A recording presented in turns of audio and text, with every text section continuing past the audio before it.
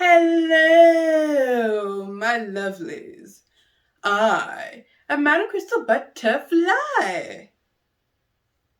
Today, I am going to be reviewing Mistaken Legacy by Leigh Rose. Now, before we get into what this story is about, and before I tell you anything about the author, let's take a moment to have a chat about this book's cover. My lovelies, I won't lie, this cover bothers me. I'm not going to beat around the bush. The way the black male is depicted was done in a way that has been used to demean the black race for years. So why am I reviewing this book? Well, when I first encountered the story, I did not see the book's cover, only the synopsis. It sounded interesting, so I messaged the author asking if she would send me a copy of the book in exchange for me doing a spoiler-free review on my channel. She agreed and gave me a copy of her story. It was when I received my copy I noticed the whole problem with the cover. I wasn't going to not review the book because first I promised the author a thorough spoiler-free review if she gave me a free copy of her book, and I make it a point to keep my word. Next,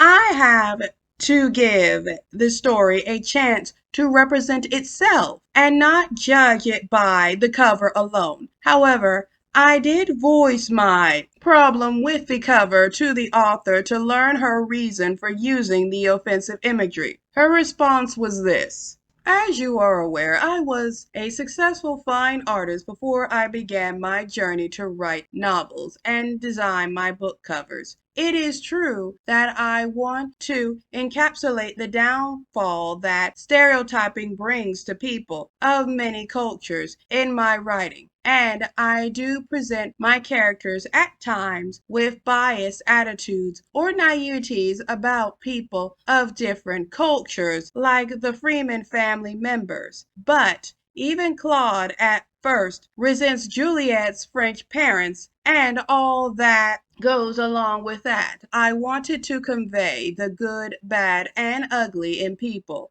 and their affinities that grow them into being better people throughout the series. In the art world, artists use what's called elements and principles of design and color. Is only one tool artists use to convey contrast. Writers have their tools as well: characterization, theme, and so on. I also use pink for Juliet's skin color instead of light tan, and Claude's eyes are remarkably green, which in the book he has. The use of a variety of different colors on the cover is strictly creative and emphasizes contrast and originally using papier-collé like many artists do of any culture. The colors and shapes are an exaggeration as well, with the personalities of my characters in the books to make the point that we should not take people at face value. I don't think the men on my covers have exceptionally large and exaggerated red lips like those portrayed in racist artwork by Anglo folks, which I studied, but just enough contrast to make people think. So discussing why is a good thing. I understand that Leigh felt because she did not use the most extreme version of this type of imagery that it would not be offensive. However, as an African American woman, the depiction on the cover is no different from other depictions of the dark-skinned, red-lipped black, because this is imagery used to insult and demean me and others of my race.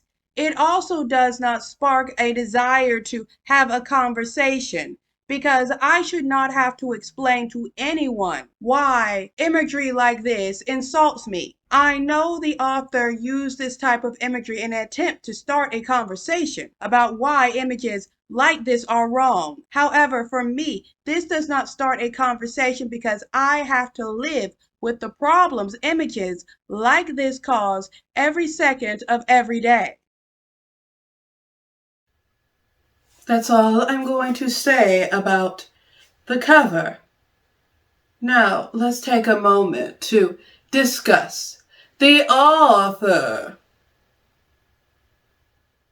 Leigh Rose is the author of the Legends on the Rise series, which features a total of 3 books. She started working on the series part-time back in 2012. She continued to work on the novels full-time in 2017 through 2020 before beginning the process of publishing in 2021. She finds authoring books to be a fluid craft whereby she can travel the world and write using only a laptop. After she mastered the art of painting, she wanted to pursue a creative medium that would allow her to express her ideas as if each page was a blank canvas.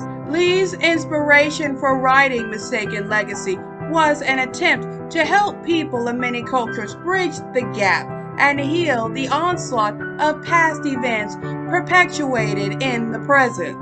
She feels self-publishing is for courageous authors, since self-publishing requires a lot of time and know-how following with marketing and distributing.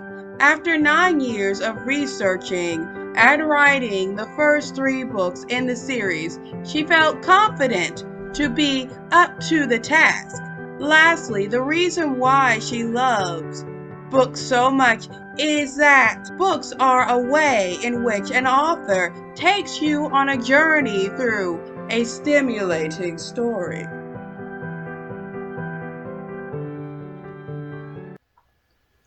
Let's get into what exactly Mistaken Legacy is all about. Juliette's life is a fairy tale come true until a mysterious overseas letter arrived from a cousin she hadn't met. In his letter, Claude Freeman exposes the truth about her engagement gift passed down through the ages and a memoir written by her 4th great-grandfather and nobleman Captain Francois J. Rees III, a man with a nefarious past who lived during the colonial slave trade. Confronting her mother with Claude's letter, Adrian insists the Freemans are imposters, and the captain's memoir, Children of the Alliance, is a literary forgery. Defying her mother's wish to forget about their family's notorious past, Juliette sojourns to St. Augustine, Florida, to meet Mr. Freeman and to pick up the captain's memoir. While visiting with Claude in the land of flowers, and after reading Children of the Alliance, 1754 to 1810, Juliette surmises the Freeman descendants are from the captain's second marriage to Selena, the daughter of a former Senegalese slave family, may be the rightful owners of her dowry, the decoratively carved ebony chest with rare gemstones. So that's what Mistaken Legacy is about. So now I want to get into my take on this story. Mistaken Legacy starts out pretty interesting. Juliette receives Claude's letter and soon discovers that somebody had opened her mail. Later, when she reads the letter, she learns about her ancestor's memoir. Once she learns about this, she goes to her mother to confront her about the letter and see what's going on, to which her mother says they're not related to this Claude person, he's a liar, and this whole memoir thing is nothing but some forgery he's trying to pass off. However, Juliette does not believe her mother and makes the decision to meet her mysterious cousin Claude. And this sadly is where my problems with the story started. The story is not structured in a way where events flow into each other smoothly. For example, the author has the characters talk about historical events, and there is not a smooth transition into when a character brings up history, and it felt more like I was reading a historical essay, which did take me out of the story more than once. I know the author wanted her story to encourage discussion about the negative effects human ignorance towards other cultures can cause. However, I don't feel like the main character does a good job of bringing the issue to the forefront. Juliette is basically a Karen who doesn't seem to realize how closed-minded she is. She also seems to have a know-it-all attitude. Now, down the line, she may have started to begin to realize how arrogant her attitude is in the later books, but I haven't read the other books in the series yet, so I cannot comment on what direction the author took this character in her other stories.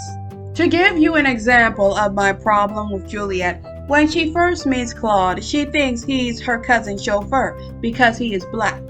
When he tells her he's her cousin, she runs from him because she did not realize that Claude was a black man. He gets angry with her because he parked somewhere he wasn't supposed to, and he'll get a ticket if he doesn't move his car soon. So he practically manhandles her to get into the car. Juliette makes her peace with this rather quick by telling herself that she's a big girl and she can handle the situation. Then they ride to Claude's house and she's enjoying the scenery while still being scared of Claude. I have several problems with this scene. The story takes place in the 1980s. There is no way a black man could get away unscathed when trying to manhandle a white female in public today. So you know that's not going to go down well in the 1980s, especially in a place like St. Augustine, Florida. In real life, he would have been shot, beaten, or hauled off to jail in a blink. People in other countries may look at the United States like a magical place where the problem of racism is less extreme. However, for people of color, we often are looked at as guilty until proven innocent.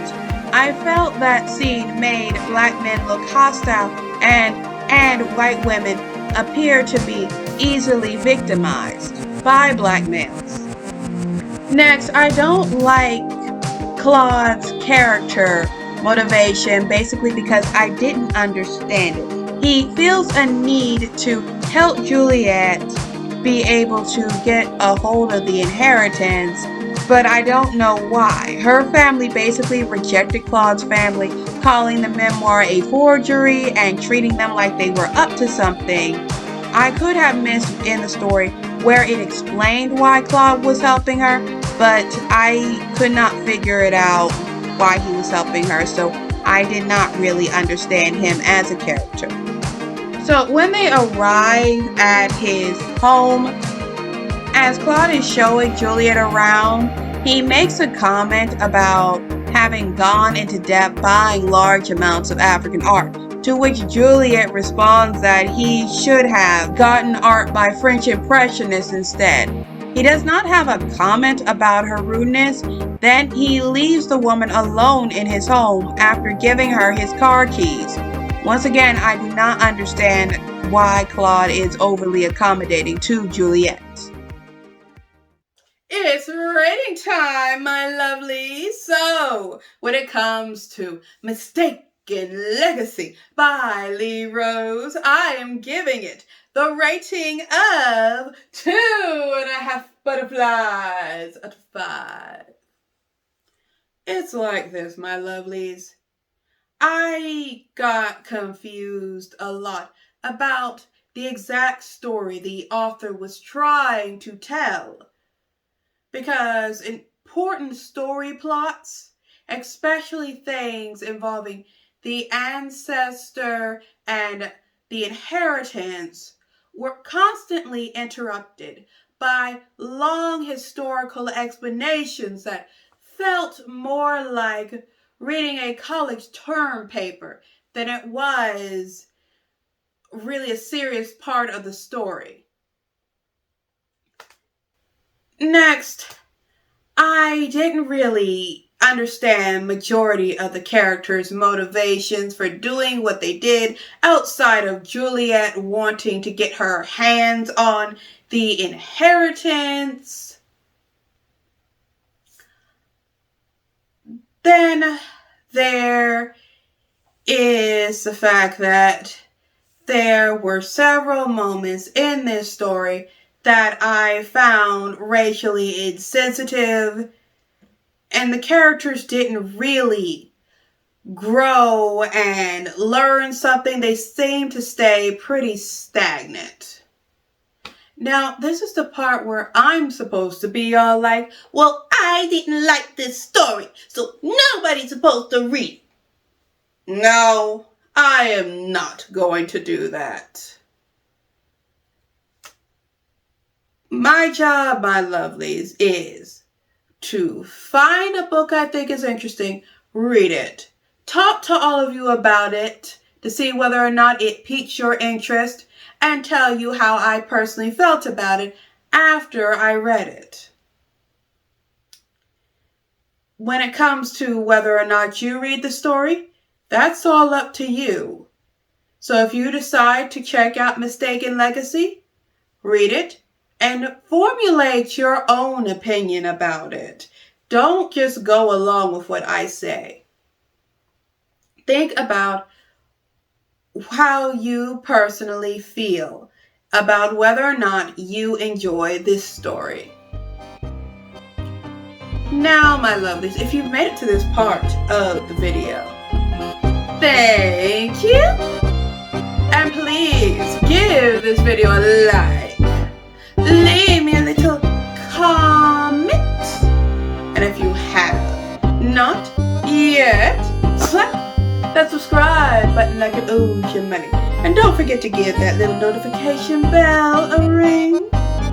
And with that, my lovelies, this video is a wrap. Now if you please come with me as we dance into a world